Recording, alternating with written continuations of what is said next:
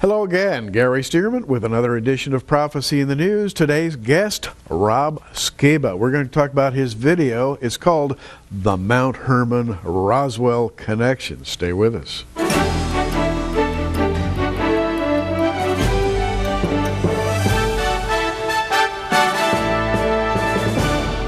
Well, Rob Skiba, welcome once again to Prophecy in the News. Thank you, Gary.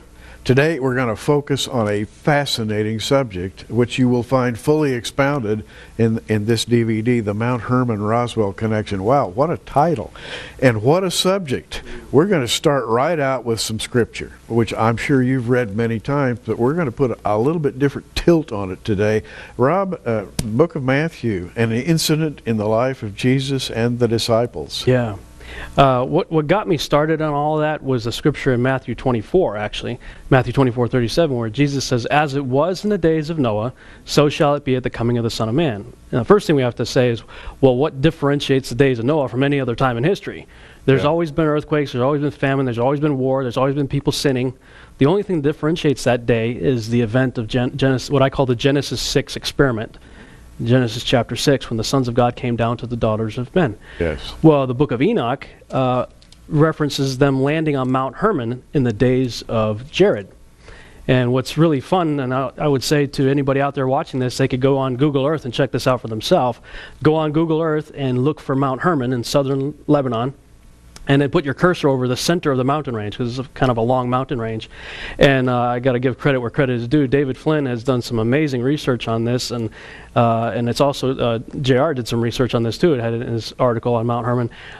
Determined if you go on Google Earth, you can see the center of the mountain range is 33.33 degrees north by 33.33 degrees east from the Paris prime meridian. So when you see it on Google Earth, it's going to give you the Greenwich, but if you subtract the difference between Greenwich and Paris, it'll give you 33.33. So I find that really fascinating, because we know that 1/3 of the angels fell with Lucifer. Well, 1/3 is 33.33%.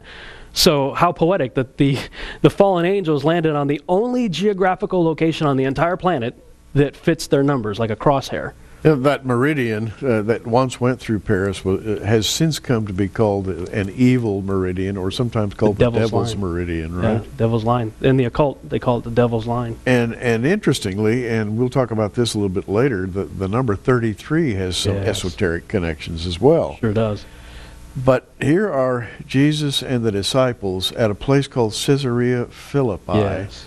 And I know you've been there. People who go to Israel traditionally visit the springs there. The water comes gushing out. The water from Mount Hermon comes right down to Israel and gushes out into a huge pool. Yeah. And there is the location where Jesus was talking to his disciples, and that's a fascinating connection. Sure is.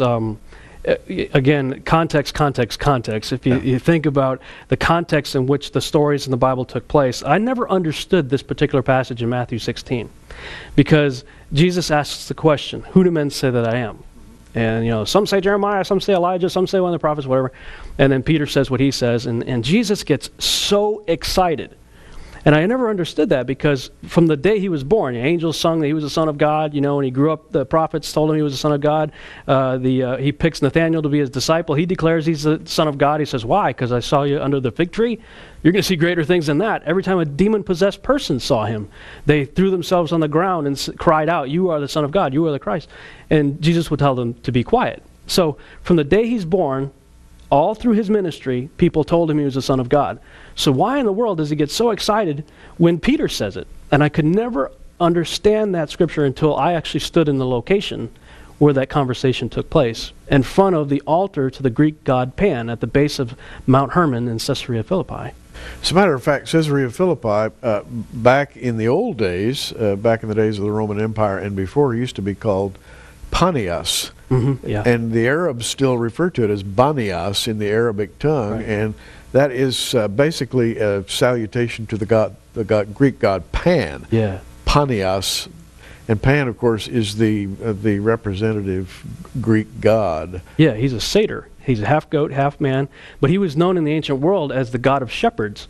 So how poetic that the good shepherd stood in front of the Greek god of shepherds to ask this very profound question. But when I'm a filmmaker, so I see things through like the lens of a camera all the time. When I'm looking around, I feel like I have a camera attached to my head. And so it's called a rack focus. And this is the way I see the scene. If I was shooting this scene, that Jesus would have his back to the altar of Pan. He asked the question. All the disciples are saying what they say. And I could see Peter kind of sitting back and saying, wait a minute, the rabbi already knows who we think he is. Why is he asking this? You got James and John, everybody else. So some say Jeremiah. And I see Peter looking at Jesus, so Jesus is in focus. And then all of a sudden Jesus goes out of focus and Pan comes in focus. Right? And then Pan goes out of focus and then Jesus comes back in focus and Peter goes, oh, I get it. You are the Christ, the Son of the living God. Oh, that's right, Peter. And what a place for this to happen. Basically at the foot of the runoff from the top of Mount Hermon, which is snow-capped in the wintertime. The snow melts, the water runs down to Bonias or Caesarea Philippi and gushes out of this great big spring, which is below a cave. Yes. And that cave has carvings where you can place the statues of little gods around. Right. And that cave was the site of occult, esoteric worship, the worship of the very gods who are associated with Mount Hermon. Yeah. Yeah, and what's interesting is if you're looking at the altar of Pan, off to the right is a foothill at the base of Mount Hermon, where on the top of it was the fortress of Nimrod, who was the first Antichrist that tried to create a one-world system without God. And off to the left, there was a place that even to this day is still known as the gates of Hades. And so when Jesus said in the gates of Hades, which I always maintain is not just a place, it's the brother of Zeus. Hades is an entity as much as it is a place. And so when Jesus, at the base of Mount Hermon, where all these Nephilim gods like, Zeus, Poseidon, Hades, where these guys originated from Mount Hermon, Jesus said the gates of Hades will not prevail against the revelation you have. Maybe it's named Hades because he's down there today, locked up. He is. And so they gave the place the name. An appropriate name. Named after him. So we have this incident, this very famous incident. Blessed art thou, Simon Bar-Jonah, for flesh and blood hath not revealed it to thee, but my Father which is in heaven. And I say also unto thee that thou art Peter, and upon this rock will I build my church, and the gates of hell or Hades shall not prevail against it.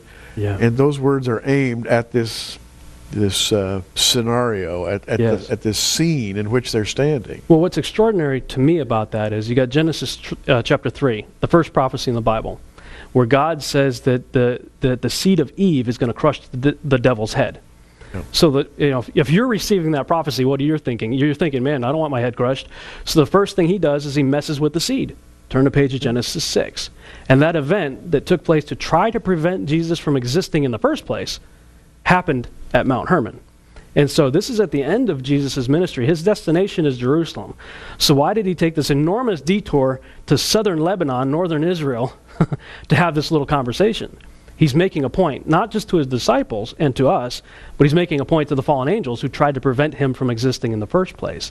And where it says he took them to the top of a high mountain, well, it's the highest mountain in the regions, and most scholars believe, as I do, that that's where he took them, to the top of Mount Hermon, where today there is a UN radar outpost located at it makes you wonder what they're looking for. Right. You understand the strategic location, but Jesus in his day and the UN of our day could look down from that location, and right across from the UN radar outpost is a cross where somebody has marked where they believe the mountain of transfiguration, where the event took place. That's fascinating, because if you go back before the flood, there was a Mount Hermon. Before ever there was a flood, before ever there was an Israel, there was a Mount Hermon.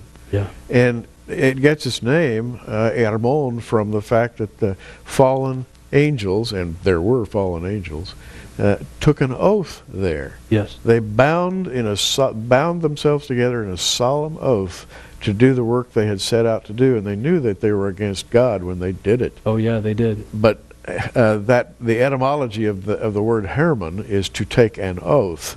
And they took an oath at that place, and all those years later, and I don't have the number in my head, but thousands of years later, there's Jesus standing at that location. At that very location. And declaring what he did in Matthew 16. It's astounding. And it says from that point on that he went preaching about his death, burial, and resurrection, and headed directly from that location to Jerusalem. Now, when you begin to look at the Bible this way, not as a book of poetry and not as a book of stories, but as a book of realities, and you begin to connect these realities together, you get some idea of what goes on in Rob Skiba's mind, because when he puts together his videos, his movies, and so forth, that's what you're trying to do, is make the Bible real, right? Bring it to life. My life statement is bringing powerful visions to life on motion picture screens all over the world. And what that means is that this is the most powerful vision I've ever seen.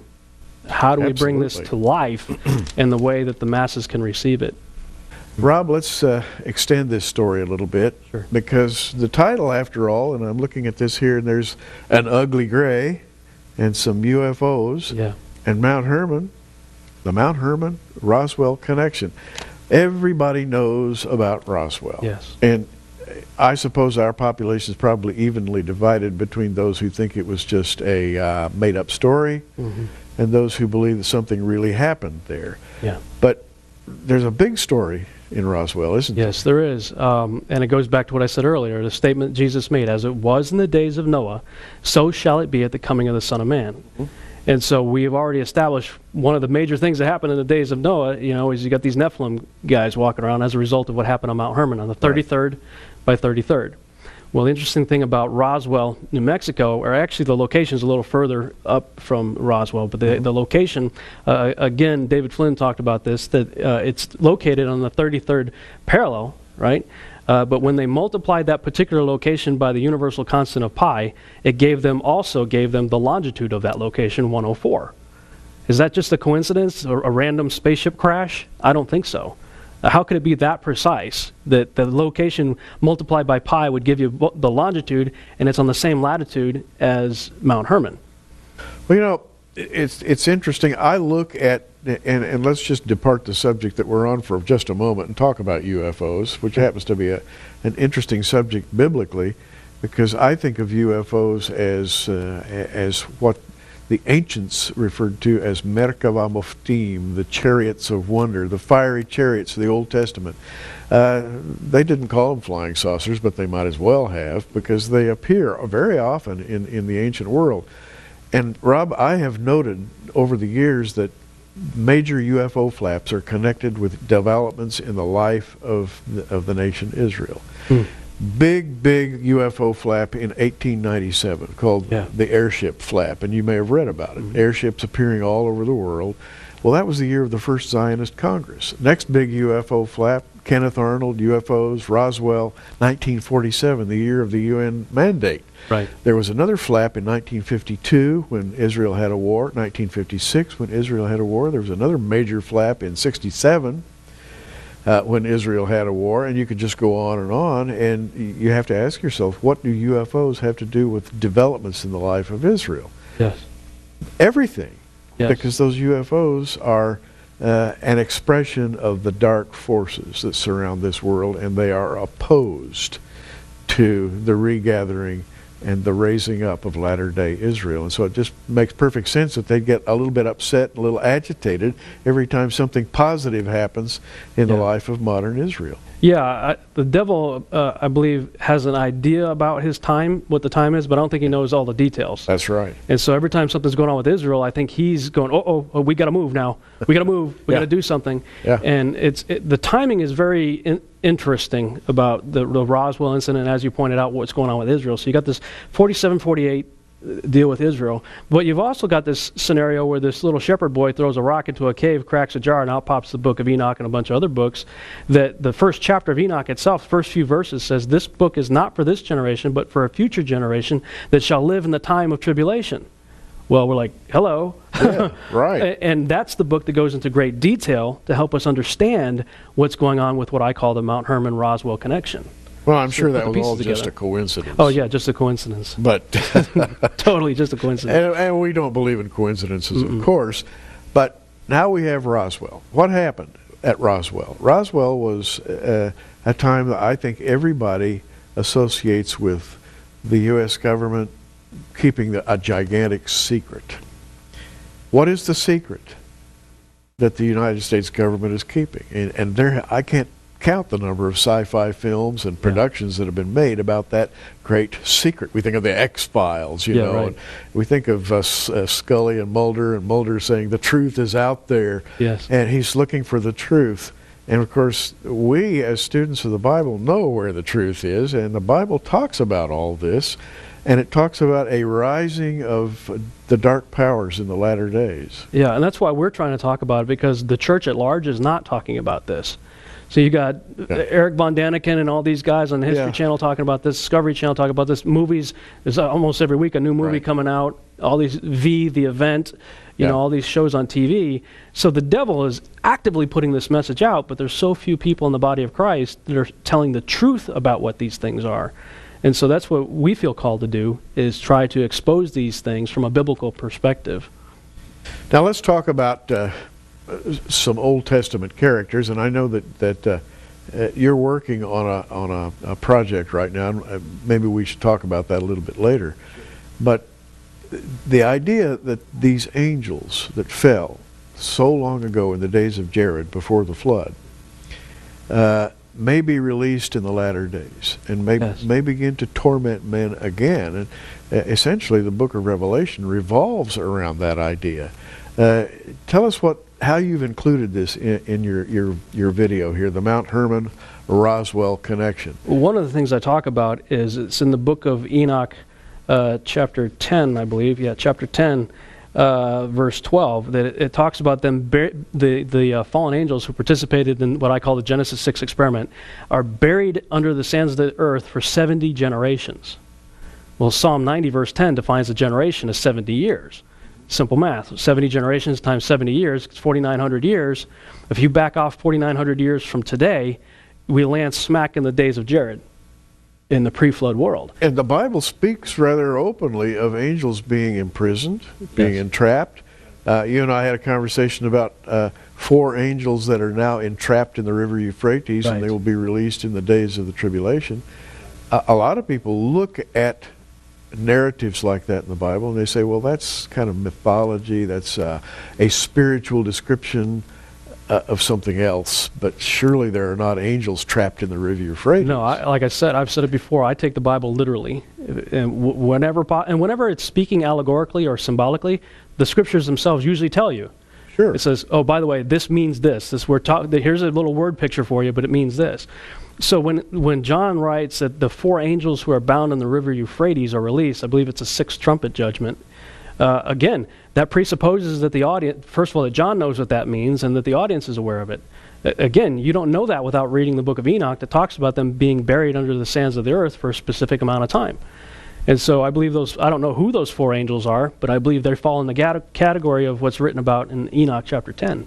Now, both Peter and Jude speak of imprisoned angels. And by the way, Enoch speaks of angels. They knew they were judged. In fact, Enoch clearly says they knew that what they were doing was wrong when they did it, and hence they bound themselves together with an oath so that nobody would break away and give up the game. But having bound themselves together and having done the deed, in other words, they essentially populated the earth in a way that the Lord did not approve of, they received sentence. And you make an interesting connection there, that they asked Enoch to represent them. Now, this is a story that's fascinating because it has repercussions, I think, that come right down to the present day. I really think that they do. One of the things that I talk about in that video is the severity of the judgment, that Enoch goes into great detail. In fact, the angels, they essentially hire Enoch to be their attorney, basically to have a petition before God, and God says, no, okay, I'll play this little game with you, fine, I'll pronounce judgment through Enoch. Enoch, this is what you're going to tell them. No, you don't receive forgiveness, I will not forgive you, you will have no peace, they're going to have to watch your own children be massacred, then they're going to be bound in chains and everlasting chains of darkness, and Tartarus, essentially. The 2 Peter and Jude both reference these things. And so, looking at the severity of the judgment, I don't believe that any angels are going to repeat what happened there, except for maybe those angels. They may do it again, as it was in the days of Noah. They're going to be released again. But where I go with that is that what we see in the modern account is scientific experiments taking place where people are abducted by greys or aliens, and sperm is taken and eggs are taken and embryos are implanted and babies are removed. It's all very scientific. And so when I'm looking at all this genetic scientific experimentation taking place, and Dr. David Jacobs and others talk about what appears to be a hybridization program that's going on, is I believe that's exactly what they're doing. Well, you know, our friend Tom Horn is very much taken with the subject of transhumanism. Yes. At the human level, there are scientific laboratories right now involved in creating superhumans by infusing the human genome with different genes, maybe from other animals and so forth, and they're trying to create super soldiers and super this and super that. Yeah. And of course we know where that'll end up. There's only one way that can go. Not good. In a very dark way.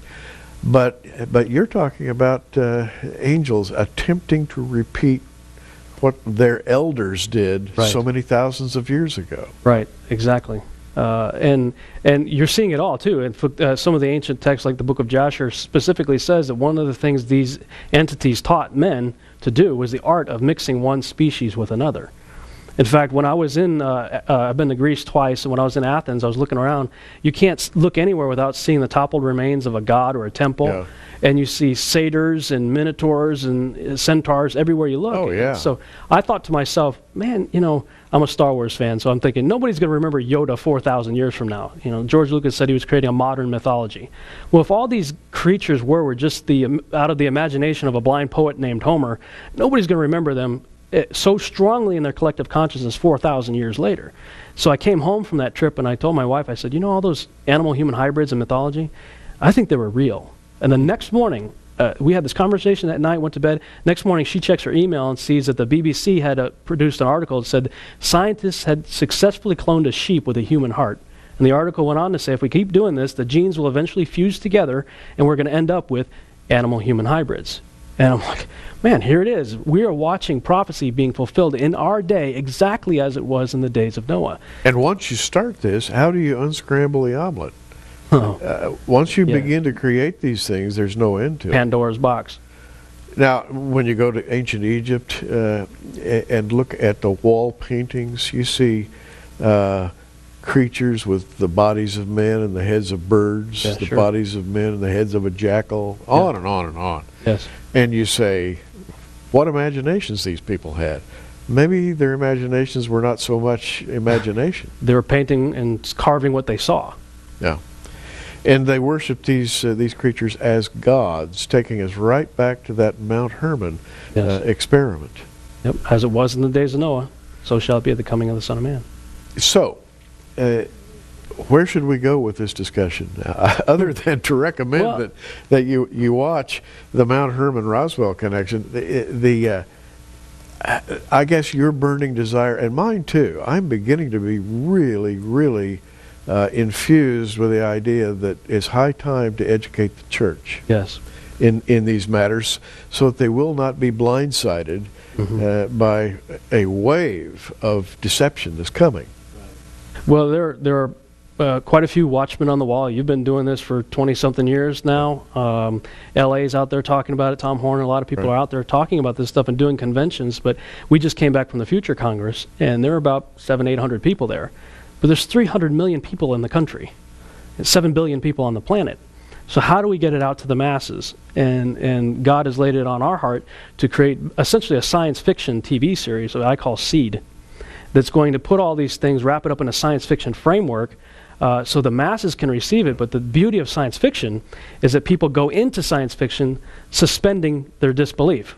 Yeah. So if you've turned your disbelief filter off, that means you're open to believing whatever I want to tell you that churches won't let me say, you know, and the world isn't coming to church anyway, you know. So how do we get two birds with one stone, as they say, get the church, because Christians watch TV too, you know. So we essentially pitch it as Lost, the TV show Lost, meets Battlestar Galactica wrapped up in an X-File. So it'll have the mystery and intrigue of Lost, the sci-fi appeal of Battlestar, and the alien agenda themes and conspiracy themes that made the X-Files so popular, but written from a biblical worldview and served on a secular palette. Well, I wish you great success in that enterprise, because people need to have the other side. We've had 4 decades or more, actually 5 or 6 decades of sci-fi. And I look at sci-fi as simply a propaganda machine. It's exactly what it is. Teaching people that there are aliens from outer space, and now our own scientific community believes it. They're waiting for the appearance of that ambassador from Alpha Centauri or whatever. Oh, yeah. And when he comes, they will welcome him, except that he's going to be coming under false colors. And we're trying to awaken people to that fact and to the biblical nature of it. Well, the DVD by Rob Skiba is called The Mount Hermon Roswell Connection. Captivating is all I can say. You'll watch it to the end. I know you will. 1995, his first DVD is Mythology and the Coming Great Deception, 1995. And we would like to add a commentary, 4 commentary on the ancient book of Enoch. Now, these are $19.95 a piece. This one sells for $29.95. Together, that would be $69.95. But we're going to take $10 off of that, $59.95. When you call 1-800-475-1111, just ask for the Rob Skiba package, and you get these 3 DVD packages. That's for $59.95 plus shipping and handling. 1-800-475-1111. It's called the Rob Skiba package. Rob, in about 30 seconds, what would you have people to do and when they read their Bible? Oh man, just know that it's real, know that it's true, know that there is a coming great deception, and God does not want you to be deceived. I can't add much to that. We are spreading the word. We're trying to raise the consciousness of Christians all over the world to the fact that the days in which we're living are not like 10, 20, 30, 40 years ago. We are entering into a period of satanic propaganda unparalleled in the history of the world. So keep your eyes open and keep your heart on the Lord. Have a great day in the Lord. And this is Gary Stearman, as always, reminding you to keep looking up.